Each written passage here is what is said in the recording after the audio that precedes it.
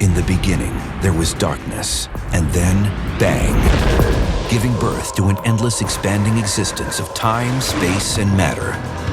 Every day, new discoveries are unlocking the mysterious, the mind-blowing, the deadly secrets of a place we call the universe. The destruction of planet Earth. The idea has inspired endless prophecies, predictions, and science fiction stories. One can imagine all kinds of exciting scenarios. Instant vaporization. Extreme spaghettification. Antimatter devastation. Now, leading experts in the fields of astronomy and astrophysics devise their own plots to destroy the Earth. You would have buildings melting. Matter would turn into goo. Everything that's held together by gravity would disintegrate. It's an explosive way to uncover the extreme science of our planet and the universe. Get set for 10 visions of terrestrial termination, 10 ways to destroy the Earth. Don't try this at home.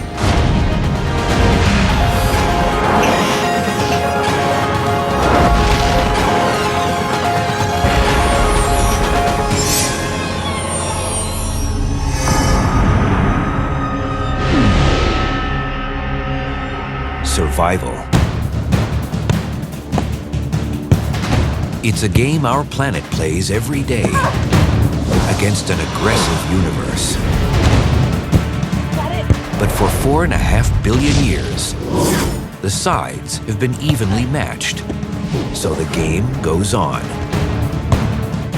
There are all kinds of things out there that could kill us, but none of them have managed it. Some threats, like hyper-intense gamma-ray bursts from distant galaxies, miss us completely. Other dangers never make it through our invisible barriers. Earth's magnetic field keeps out dangerous charged particles. The ozone layer filters ultraviolet radiation. But even though the cosmos can't figure out how to destroy the Earth, some top scientists have their own ideas, like Dr. Bruce Betts, an expert on the risks Earth faces from asteroids and other space debris. A favorite way to destroy the Earth in my more maniacal moments, I'd probably go with my roots and slam a nice-sized object into the Earth. And so our countdown to catastrophe commences with number 10, Smackdown from Space. Slamming things together. It's the monster truck rally of Earth destruction. But Betts knows that smashing the Earth isn't so easy. Nasty impacts cause destruction, but they're not very good at destroying the entire Earth, even though they may wipe out significant amounts of life, like 65 million years ago with the dinosaurs and 70% of the species on Earth. The problem? The dino-dooming asteroid just didn't have enough mass to completely destroy the planet. The asteroid was a little bigger than Mount Everest, which sounds impressive until you step back about 200 miles. If we had a globe that was actually to scale, you wouldn't be able to feel the Himalayas with the tips of your fingers. They look huge to us, but compared to the actual size of the Earth, they're like anthills. We need something at least half the size of the Earth and 1/10 as massive, heading for us at 30 miles a second. Let's try Mars. You could change Mars' orbit, throw it inwards, and lead to the doomsday impact. Even as they approach each other, their own gravities are going to pull each other together in a final death cling. As the red planet fills Earth's skies, enormous tsunamis obliterate islands and coastal cities. Then, things get very bad. If you live on the side of the planet where Mars hits, instant vaporization. The side that doesn't get hit is struck by continent-cracking earthquakes. The heat from the impact turns every forest into an inferno. Molten mountains of Earth and Mars, thrown into space, rain back down in an apocalyptic shower of destruction. An hour after impact, whatever lived on the surface of the Earth is dead. But Earth is so big, 6 billion trillion tons of rock and metal, that even a direct hit from Mars would leave the planet itself damaged, but essentially intact. Really destroying the Earth requires something bigger hitting us, like our sister planet, Venus. You're talking a very similar diameter, and you're talking over 80% of the mass of Earth. So if Venus comes at us and hits the Earth, we're toast. Both worlds shatter. Huge fragments shoot into space. But planetary rubble will also fall back and coalesce into an Earth-Venus amalgam, bigger than either original planet and as dead as the Moon. Definitely a good way to destroy the Earth.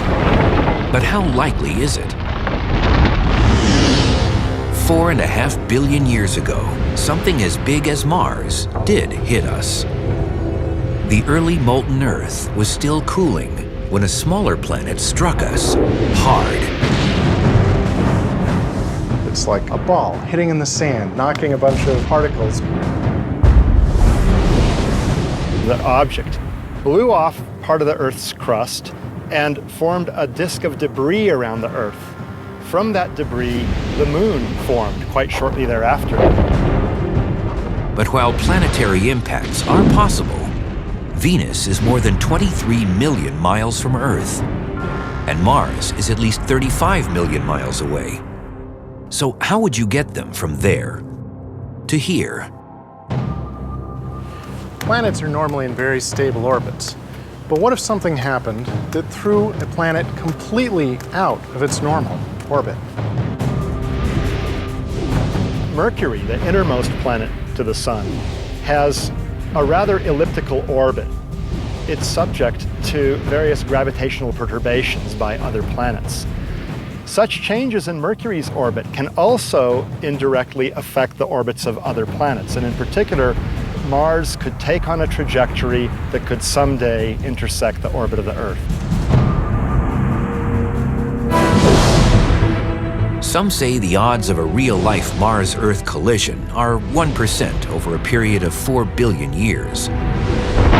Not likely enough to worry about, but not impossible. Imagine that there's a single fly in this entire stadium, and it's flying from goalpost to goalpost.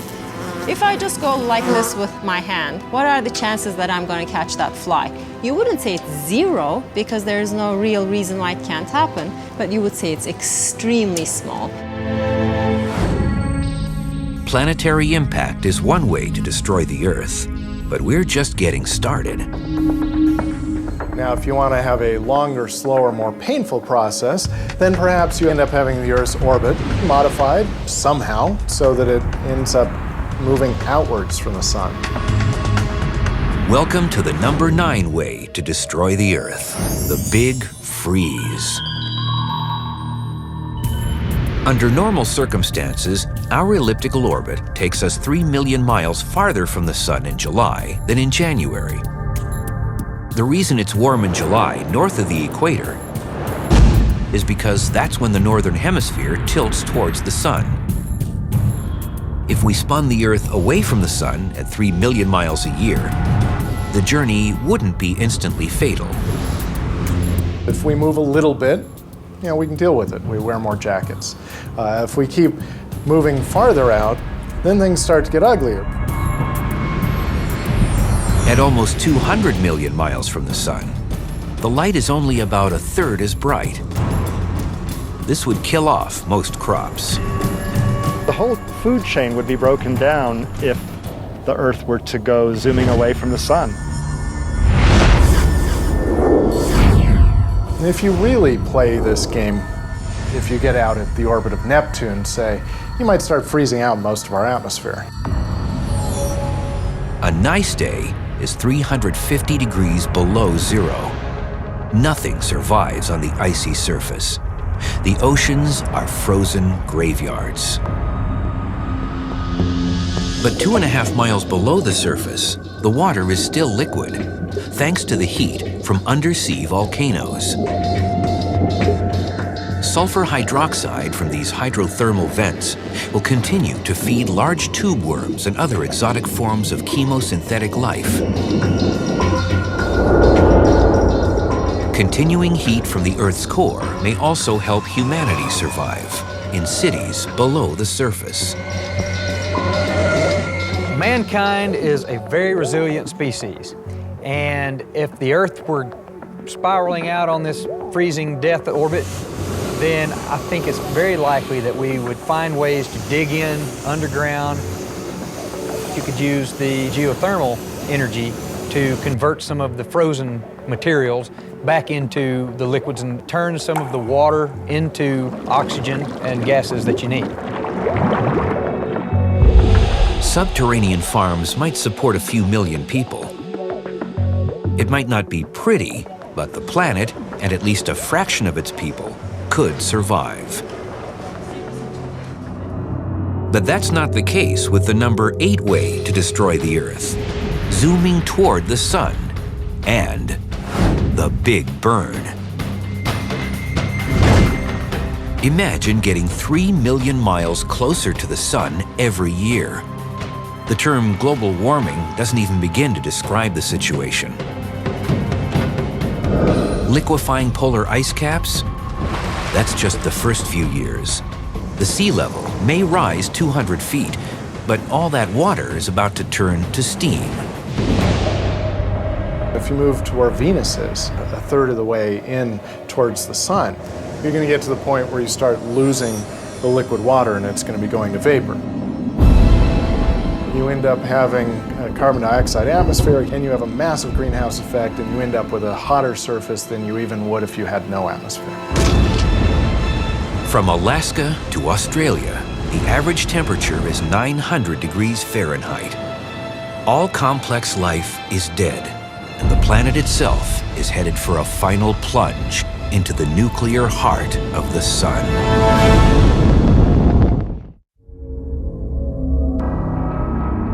Astronomers and astrophysicists have come up with 10 ways to destroy the Earth.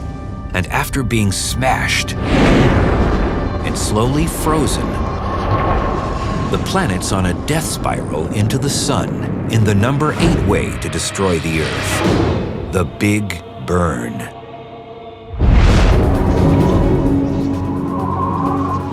Dead, barren, and choked with greenhouse gases, the Earth is now just a few million miles away from the star that once gave it life. Eventually, all that we would have left would probably just be a big ball of burnt, charred cinder that's moving closer and closer to the sun. And as you got really close to the sun, even that would be vaporized away. The vapor is going to be moved away by effects like the solar wind. You're going to strip it off. And I suppose for some brief period it would look like a comet. At last, only the core remains. A 4,300-mile wide ball of iron, nickel, and radioactive metals, as hot as the sun's surface, but 2 million times smaller. And that's what would end up actually colliding with the sun.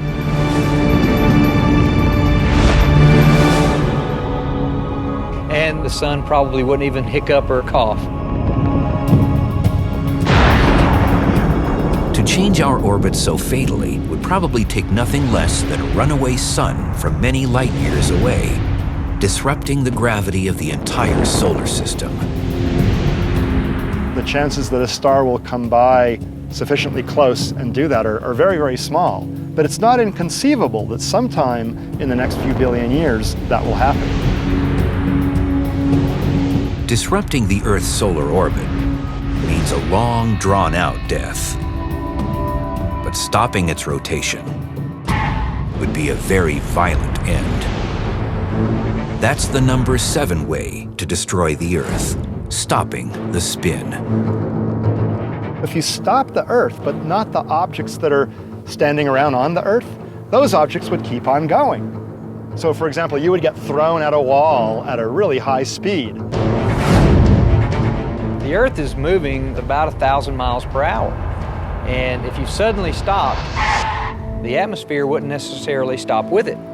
And so instantly you would have 1,000-mile-an-hour wind everywhere on the planet at once. At the exact same time, vast amounts of built-up rotational friction would be released as tremendous heat.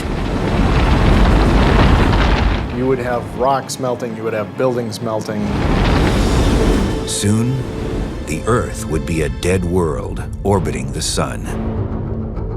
Our day-night cycle would be dictated by the year, the time it takes for the Earth to orbit the sun. And a day would be half a year long, and a night would be half a year long. One side would absorb the sun's heat for 6 months at a time, while the dark side would lose heat. There would be 2 seasons, bad and worse. This difference between the hot side and the cold side is going to end up creating massive wind jets streaming from one side to another, massive convection currents. From pole to pole, the shadow area between the light and dark sides would be filled with massive cyclones. As the Earth moves around the sun, the 2 12,000-mile bands of extreme weather would churn across the globe. So every 6 months, every spot on the Earth will have a cyclone season. Basically, big old hanging mess. It's a mess that's hard to engineer in reality. You might imagine it happening if something were to collide with the Earth in just the right way, in such a way that balances the tendency of the Earth to rotate and so on. That collision would have so much energy that the stopping of the Earth wouldn't be our main concern. As awful as stopping the Earth's rotation might be, it at least leaves our planet as a member of the solar system. But there are dangerous forces out in space that can remove every physical trace of Earth. Like the ultra-dense remnants of collapsed stars called black holes. A black hole's greatest area of danger is its event horizon, a gravitational point of no return. If something is crossing it, there is no way that it can go back out. It sucks the space-time around it towards itself, so that matter just present in that space-time also gets sucked into the black hole. A typical stellar mass black hole weighs in at around 5 to 10 times the mass of the Sun. Putting something like that next to the Earth would certainly destroy the planet. But let's make it more interesting. What if the Earth were between 2 black holes? With 2 black holes, you'd have double the fun. And that's the number 6 way to destroy the Earth, torn between 2 black holes. One of the black holes would pull on the near side of the Earth more than on the center, stretching it out. It would also pull on the center more than on the far side, stretching it out as well. The other oppositely directed black hole would do the same thing. The black holes wrench the Earth's crust, lifting tectonic plates and distorting the semi-solid lithosphere below. Molten magma triggers apocalyptic volcanic eruptions, and the black holes keep most of the ash and dust from falling back to Earth. In the oceans, huge tides rise and never fall. As parts of the planet fall into the black holes, matter and gases turn into deadly energy. The stuff falling into the black hole will be bursting out X-rays. And these X-rays would flood the planet and kill everybody pretty quickly. Meanwhile, Earth is being stretched to its breaking point. They would be stretching the Earth in opposite directions, and it would be like that famous business of tying horses to the four limbs of someone, tearing them apart. Will the stretched out planet forever link the black holes? Or will it snap in half? On the list of 10 ways to destroy the Earth, number 6 finds the planet in very bad shape, torn between two black holes. It's a gravitational tug of war, with Earth as a rope that can't withstand the strain.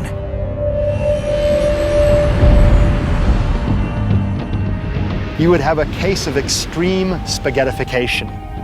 Earth would be pulled in each direction, stretched in two directions toward both black holes, and eventually ripped apart.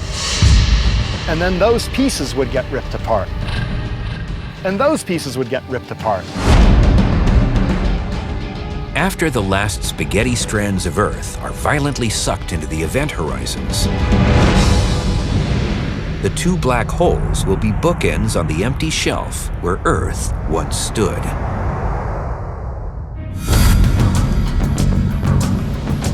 It's comforting to know that the odds of being stretched between two black holes are slim to none. But physicist and science fiction author Travis Taylor, who's written several books on real and imaginary threats from outer space, has another idea involving destructive black holes. If I wanted to destroy the Earth, my favorite is that we trap a black hole in the core and eat the Earth away. So I would like to be on a spaceship way away to watch it collapse on itself.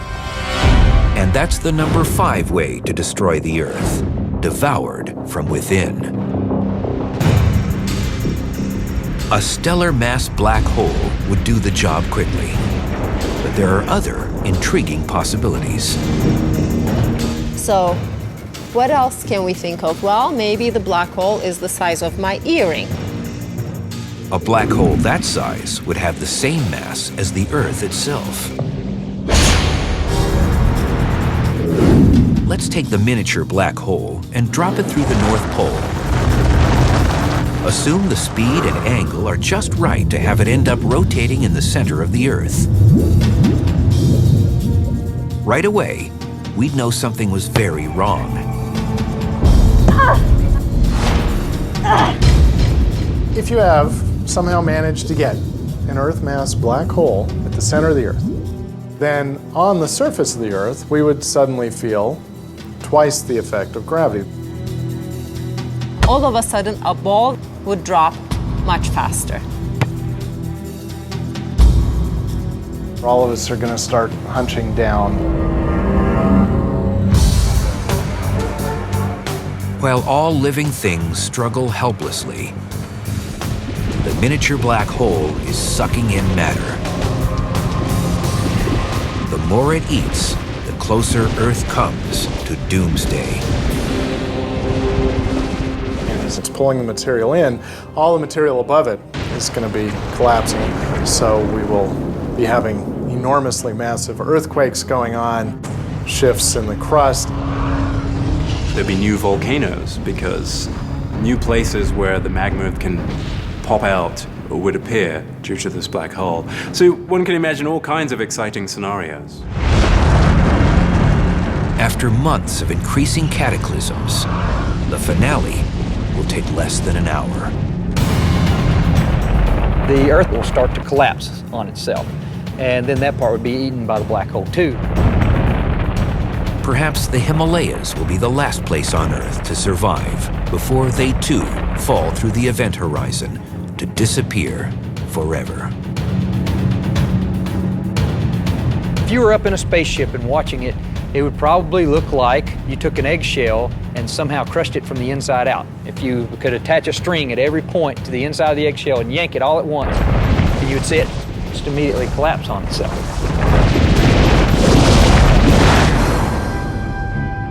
All that would remain is the black hole. The mass of the Earth would just exist now inside that black hole. no one has ever found an Earth-mass black hole. Normal black holes only form from the supernova death of stars that were at least 10 times more massive than the Sun. But black holes with 1,000,000 times less mass might be out in the universe. According to one hypothesis, shortly after the Big Bang, there was so much matter packed so densely together that millions of miniature so-called primordial black holes could have been formed without the need of dying stars. We don't know of the existence of such black holes, but they could exist and they could devour the Earth. Probably we don't want to go and find one of these just to try it out. But could we create a mini black hole right here on Earth? Perhaps with a particle accelerator like the Large Hadron Collider in Europe? That's what Justin L. from Salt Lake City, Utah wanted to ask the universe. So he texted us. Can a super collider cause a black hole? Justin, great question. A lot of physicists would like to know whether the Large Hadron Collider will produce mini black holes. In principle, it can if it compresses a lot of material into a sufficiently small volume. Then it'll produce a black hole. But don't worry, such black holes will quickly evaporate and they won't devour the Earth. In space, the destructive power of black holes comes from their irresistible gravity. But a lack of gravity could be even more dangerous for the Earth.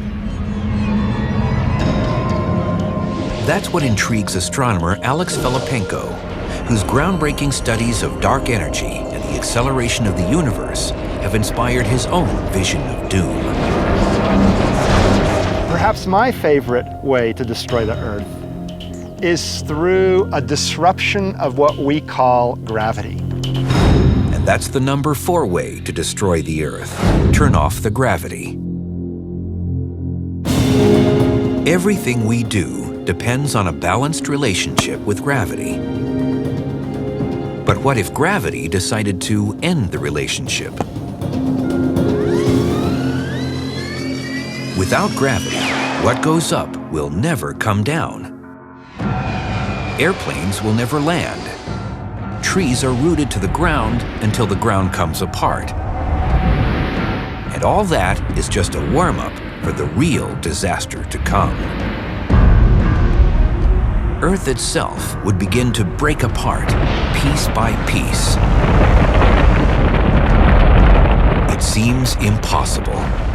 But could gravity really be switched off? Incredibly, the answer is possibly. In the future, gravity may cease to exist.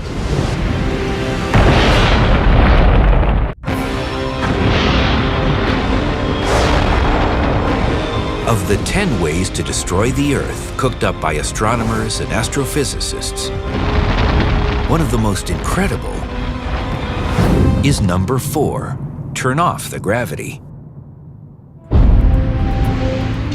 Today, gravity is one of 4 basic forces. Along with electromagnetism, the strong nuclear force that holds atomic nuclei together, and the weak nuclear force that's the source of radioactivity. But at the time of the Big Bang, instead of 4 fundamental forces, there may have only been 2. When the universe was a tiny fraction of a second old, the strong nuclear force was unified with what's called the electroweak force, an amalgam of electromagnetism and the weak nuclear force. That united superforce may have created a super energy that could have caused an almost instantaneous expansion of the universe, called inflation. It became monstrously big in a very short amount of time. But in a minuscule fraction of a second after the Big Bang, inflation stopped as the forces broke up. The strong nuclear force split apart from the electroweak force, becoming 2 different manifestations of this previously unified force. If a seemingly unified force could split in 2, can it happen again with gravity? This terrifying possibility can be represented with a simple coin. A quarter has two faces, but if you impart energy to the coin by spinning it, the two faces seem to merge. You see neither heads nor tails distinctly. Now, eventually, that quarter loses energy and it lands either heads or tails. Two distinct outcomes, neither of which looked like the spherically symmetric spinning quarter.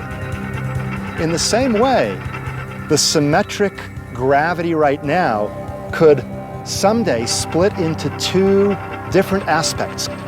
Each of these two new forces would behave in a way distinct from the current behavior of gravity. Everything that's held together by gravity would disintegrate. And that would spell doom for us on Earth. Human bodies would remain intact because they're held together by electromagnetic forces, not gravity. But everybody on Earth would fly up to suffocate in space, while the Earth itself would come unbound, no longer held together by gravity. Jupiter and the other gas giants would dissipate. The Sun, whose gravity once spun the planets like balls on strings, would fly to pieces. Most of the sun is all big hot ball of gas anyway, and it's held there by its own gravity. So what you would probably see is a star drift away rather quickly. The sun wouldn't be held together, the galaxy wouldn't be held together, everything would be drifting apart. The Earth would be just random particles in a small corner of a universe of cosmic dust. That would be a pretty amazing ending. Of course, there is another way to take the Earth apart. Blow it up. Easy? Of course not. But there is a way. Create an antimatter devastation bomb of some sort. That's the number 3 way to destroy the Earth. Antimatter annihilation.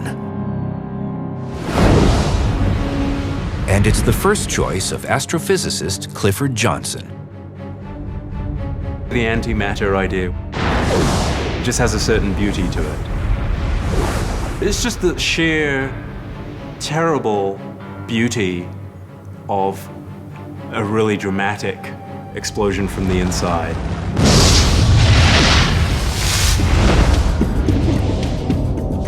Antimatter is just like matter, only the opposite. And matter and antimatter destroy each other in a blaze of glory. So basically, this is Einstein's equals mc squared in action. You can take this matter and antimatter and combine it together and release pure energy. Just 1 pound of antimatter, annihilating 1 pound of matter, would pack 44 megatons of explosive punch, as much force as a thermonuclear bomb. But destroying the Earth would take a lot more. According to some estimates, you'd need at least 100 trillion tons of antimatter. So thinking of the size of the stadium, we would have to fill millions of stadiums with antimatter before it could interact with the matter on Earth to actually release enough energy to unbind it. But if you really want to try, there's an antimatter factory just 93 million miles away. When enough magnetic energy builds up in the nuclear furnace of the sun, it's released in an explosive solar flare. A big flare can generate as much as 2 pounds of antimatter. Contact with matter destroys the antimatter almost instantaneously, but there are ways of containing it. You can suspend it without touching it by using various kinds of electric and magnetic fields. So you can keep a quantity of antimatter suspended indefinitely. So all you have to do is collect and store antimatter from around 100 quadrillion solar flares. Once you've got your 100 trillion tons of antimatter, just transport it to Earth and turn off the electromagnetic field so it can come in contact with normal matter. Maybe put it at the center of the Earth somehow, and then let it do its thing. It'll explode outward and simply rip everything apart. But while an antimatter explosion would be instantaneous, collecting all that antimatter would take tens of billions of years. We only have so many solar flares a year. It would take many, many, many years to capture and store enough antimatter to really create a very appreciable sized bomb. Physicists know that antimatter isn't the only type of particle that could liquidate the planet. The number 2 way to destroy the Earth is a case of destruction through transformation, transformed by strange matter. This is big trouble that starts at a tiny level, smaller than protons and neutrons, in the weird world of quarks. Particles with names like up, down, and strange. Try not to get hung up too much on the semantics of what a quark is. You might want to say it's a subatomic particle, the thing that makes up the other things. Some physicists theorize that an equal number of up, down, and strange quarks would make up a strangelet, a particle of something called strange matter.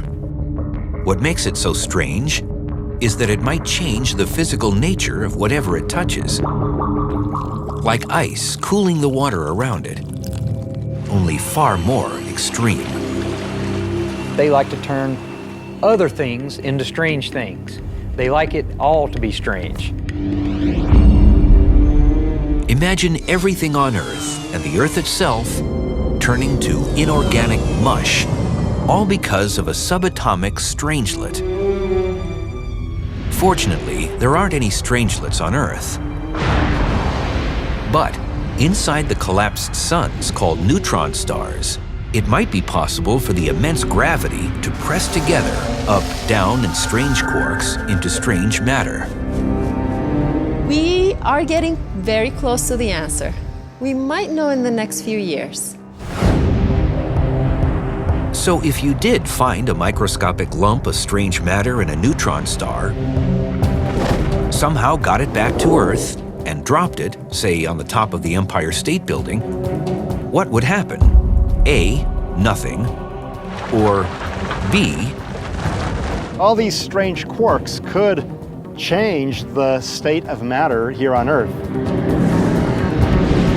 a chain reaction has begun. The strangelets are reacting with ordinary matter. The Earth is changing. But into what?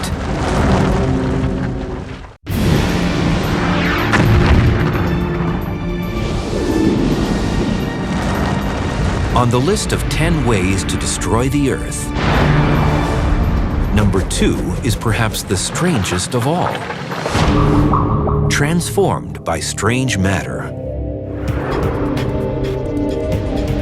If you wanted to convert the entire planet into a big bunch of strange quarks, all you would need to do is put a few strange quarks here and there, then the Earth would start turning itself strange.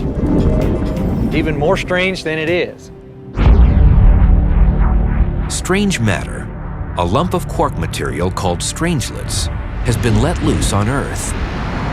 And an astonishing event happens. The first thing it touches turns to strange matter. Then the next thing. Pretty soon you would be a strange version of yourself. Even when we look at subatomic levels, just at the nucleus, there is a well-defined structure. We can tell apart protons and neutrons, etc. But if you lost that structure, then matter would lose the shape that we know of. The unique orbits and numbers of particles that make up the individual elements now form an undifferentiated mass. everything becomes the same strange matter, from atomic nuclei to monuments and mountains. And whatever is alive dies. And once it starts, this transition would be fairly rapid. It would be like dissolving something into one huge glob of matter. It would turn into just this goo, this soup of quarks. You could end up converting the entire Earth into one big piece of strange matter.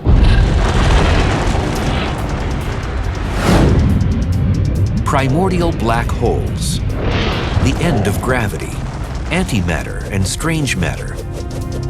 Does theoretical physics have an even more bizarre way to destroy the Earth? Yes.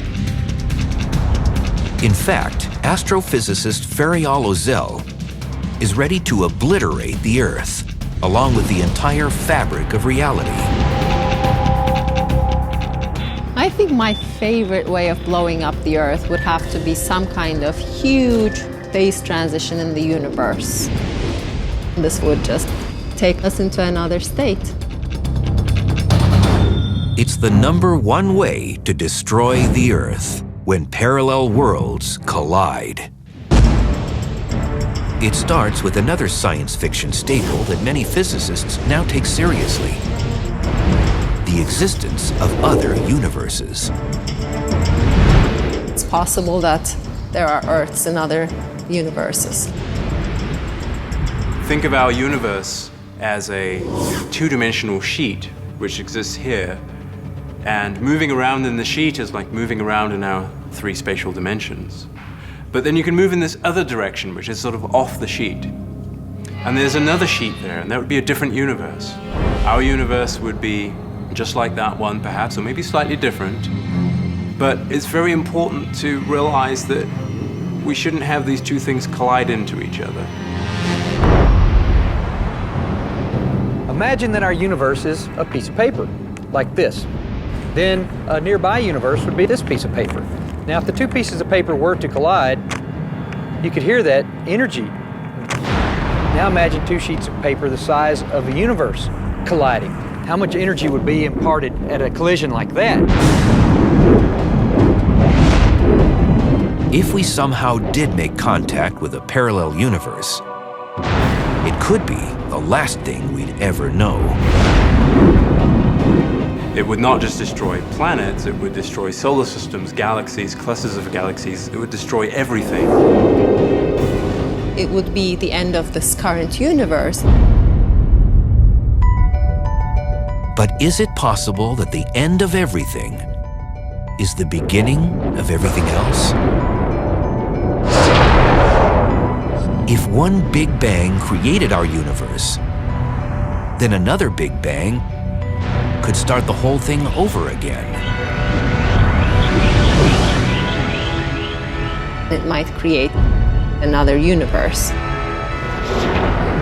And maybe this most incredible of doomsday scenarios is the only one that's already happened. The Big Bang came from the collision of such a pair of universes, perhaps. So maybe it's going to happen again. And if it does, then after about 10 billion years, Maybe there would be another Earth in another universe. we've seen the Earth destroyed by sudden impact, bitter cold, and vaporizing heat. It's been stopped in its rotation, transformed by strange matter, spaghettified and swallowed by black holes, disintegrated and blown up. At least in theory. In reality, the odds are that the world will keep spinning for billions of years. But there is so much in the universe we can neither know nor predict. A whole new Earth in a whole new universe. That could be a totally different place, even with different physical laws. That means we get to think of 10 new ways to destroy the Earth.